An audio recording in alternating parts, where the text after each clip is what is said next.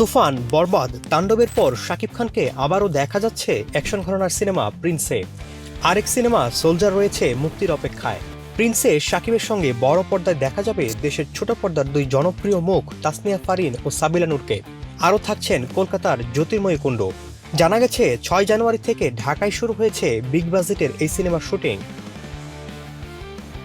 90 দশকের ঢাকার আন্ডারওয়ার্ল্ডের কুখ্যাত ডন কালা জাহাঙ্গীরের জীবন অবলম্বনে নির্মিত হচ্ছে প্রিন্স, এমন গুঞ্জন ছিল সবিজ অঙ্গনে। তবে এই দাবিকে গুজব বলে উড়িয়ে দিয়েছেন নির্মাতা আবু হায়াত মাহমুদ। ভিসা জটিলতা নিয়ে শঙ্কায় ছিল সিনেমাটির টিম।